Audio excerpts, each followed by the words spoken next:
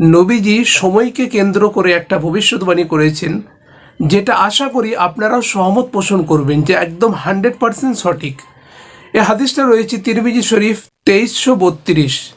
নবীজি বলেছেন, লা তাকুমুস সাআতু হাত্তা ইয়াতাকারাবাজ জামান। কিয়ামত ততক্ষণ পর্যন্ত হবে না যতক্ষণ না পর্যন্ত সময় সংকীর্ণ হয়ে যায়। আপনারা জানেন টাইমের বরকত নষ্ট হয়ে গেছে, সময় কমে গেছে। কেমনভাবে সেটাও নবীজি বলেছেন, ফাতাকুনু আসসানাতু কাশ-শাহর। একটা বছর মানুষের থেকে অতিক্রম করবে একটা মাসের মতো। ওয়াশ-শাহরু কাল-জুমআতি।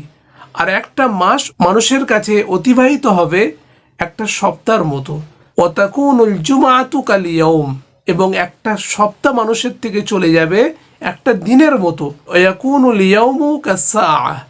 এবং একটা দিন যাবে একটা ঘন্টার মতো। ওয়াতাকুনু সাআতু। এবং একটা ঘন্টা কিভাবে যাবে জানেন? কায-যরমাতি বিন-নার। যেমন একটা আগুনের স্ফুলিঙ্গ হয়, একটা আগুনকে জ্বালালে যেমন ওপর দিকে আগুনটা উঠে যায়, ঠিক একটা ঘন্টা এইভাবেই অতিবাহিত হবে।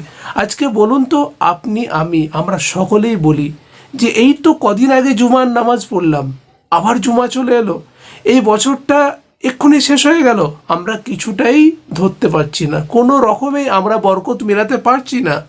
নবীজি বলেছেন যে কিয়ামতের পূর্বে সময় কমে আসবে, টাইম সংকুচিত হয়ে যাবে, কিন্তু আমরা আমলের ব্যাপারে উদাসীন হতেই রয়েছি এবং উদাসীনই থেকে যাচ্ছি। এবং ঠিক এইভাবেই আমাদের জীবনটা পুরোটাই চলে যাবে। এমনকি 80 বছর 90 বছর পর্যন্ত যদি আমরা হায়াত পেয়ে যাই, তাহলে মৃত্যুর আগেও যদি আমাদেরকে কেউ জিজ্ঞাসা করে যে আপনারা তো অনেক টাইম পেয়েছেন, অনেক কিছু করতে পেরেছেন, আমরা কিভাবে টাইমটা নষ্ট করেছি, আমরা সেই টাইমে কোনো হদিস পাবো না। আমরা হিসাবই মেলাতে পারবো না যে আমরা কিভাবে আমাদের এত বছরের জীবনটাকে শেষ করে এসেছি পৃথিবীতে, আল্লাহর জন্য কিছুই আনতে পারিনি। আল্লাহ সুবহানাহু ওয়া তাআলা এই সংকীর্ণ টাইমে আমাদের সকলকে বেশি করে আমল করে দুনিয়া ছাড়া তৌফিক ইনায়াত করুন। আমিন।